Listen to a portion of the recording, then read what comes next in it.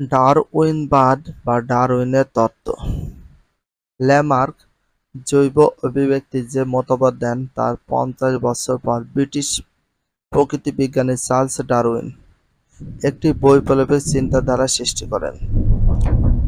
Lamarck জৈব অভিব্যক্তির যে মতবাদ দেন, তাহলে জৈব অভিব্যক্তির মতবাদ দেন কে?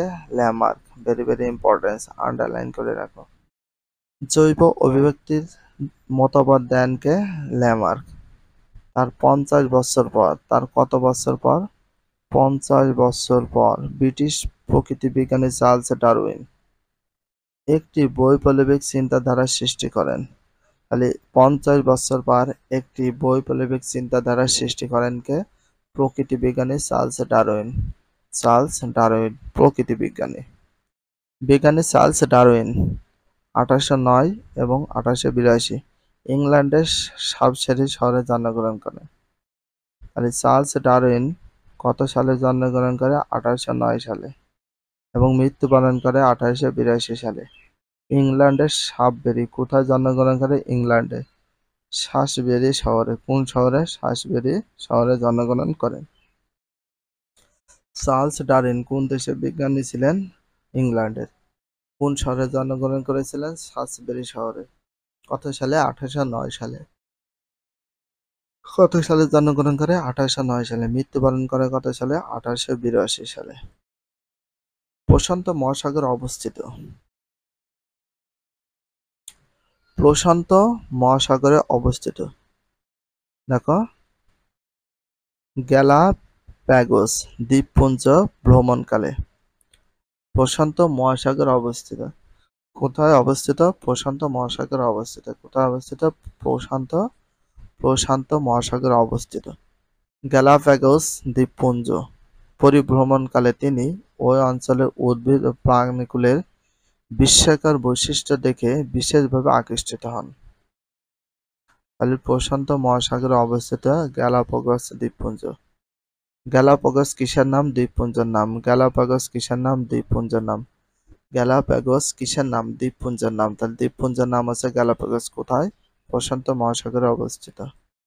পরিভ্রমণকালে তিনি উদ্ভিদ ও প্রাণীকুলের বিশেষ কয়টা আকৃষ্ট হন এবং সংগৃহীত তথ্যের ভিত্তিতে 1837 খ্রিস্টাব্দে ইংল্যান্ডে প্রত্যাবর্তনের প্রায় কত সালে? 1837 খ্রিস্টাব্দে। 1837 খ্রিস্টাব্দে ইংল্যান্ডে কোথায়?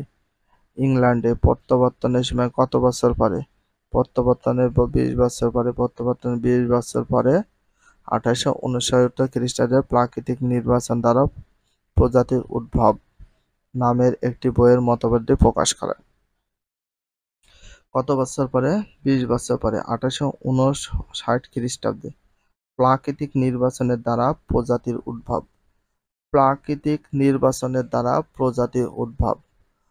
Origin of species by means of natural selection নামের একটি বইয়ের এই মতবাদটি প্রকাশ করেন। বিজ্ঞানী চার্লস ডারউইন মতবাদটি প্রকাশ করে থাকেন। উল্লেখ্য যে আরেক প্রকৃতিবিদ আলফ্রেড রাসেল ওয়ালেস 1823 থেকে 1913 প্রায় একই সময়ে স্বাধীনভাবে গবেষণা করে ডারউইনের মতো একই সিদ্ধান্ত পৌঁছান। তাহলে আরেক প্রকৃতিবিদ Alfred Russel Wallace. Alfred Russel Wallace. Alfred Russel Wallace 1823 থেকে 1913। 1823 থেকে 1913 প্রায় একই সময়ে স্বাধীনভাবে গবেষণা করে ডারউইনের মতো সিদ্ধান্ত পৌঁছান। ডারউইনের দৃষ্টিতে প্রকৃতিতে সংঘটিত সাধারণ তত্ত্বগুলো এরকম: 1. অত্যধিক হারে বংশবৃদ্ধি ঘটে। অত্যধিক হারে বংশবৃদ্ধি ঘটতে পারে বা ঘটে। ডারউইনের মতে অত্যধিক হারে বংশবৃদ্ধি করাই জীবের সহজাত বৈশিষ্ট্য। ডারউইনের মতে অত্যধিক হারে বংশবৃদ্ধি করাই জীবের সহজাত বৈশিষ্ট্য। অত্যধিক হারে বংশবৃদ্ধি করাই জীবের সহজাত বৈশিষ্ট্য। কার মতে? ডারউইনের মতে। চার্লস ডারউইনের মতে। চার্লস ডারউইনের মতে অত্যধিক হারে বংশবৃদ্ধি করাই জীবের সহজাত বৈশিষ্ট্য। এটা কার সহজাত বৈশিষ্ট্য? জীবের সহজাত বৈশিষ্ট্য। এর ফলে জ্যামিতিক ও গাণিতিক হারে জীবের সংখ্যা বৃদ্ধি পায়। এর ফলে কিসের হারে জীবের সংখ্যা বৃদ্ধি পায়?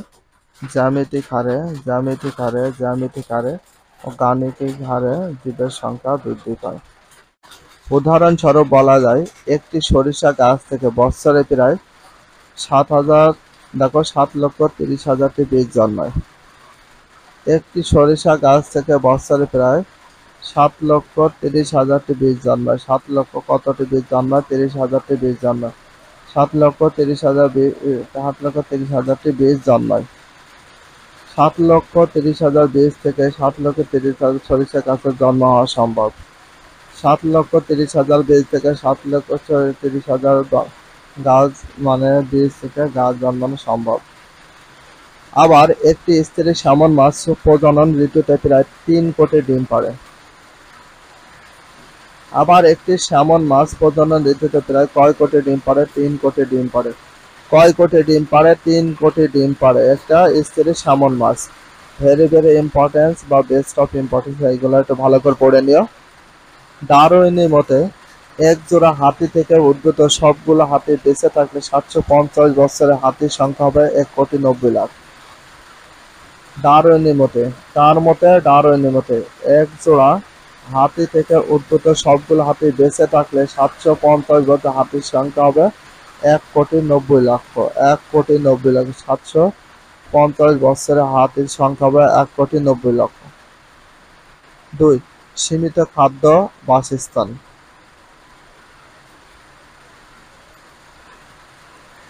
সীমিত খাদ্য বাসস্থান। 2. ভূপৃষ্ঠের আয়তন সীমাবদ্ধ হওয়ায় জীবের বাসস্থান খাদ্য সীমিত।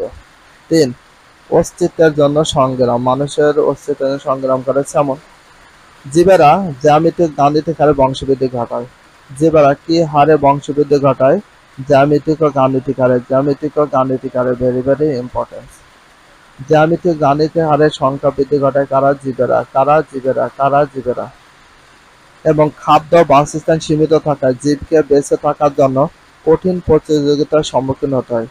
ডারউইনের ধারণা সংগ্রামকে অস্তিত্বের জন্য সংগ্রাম বলে অভিহিত করে। ডারউইন এ ধরনের সংগ্রামকে অস্তিত্বের জন্য সংগ্রাম বলে। অস্তিত্বের জন্য সংগ্রাম বলা হয়ে থাকে, অভিহিত করা হয়।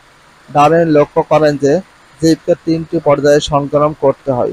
ডারউইন লক্ষ্য করেন যে জীবকে কয়টি পর্যায়ে সংগ্রাম করতে হয়? জীবকে 3টি পর্যায়ে সংগ্রাম করতে হয়। জীবকে কয়টি পর্যায়ে সংগ্রাম করতে হয়? 3টি পর্যায়ে সংগ্রাম করতে হয়।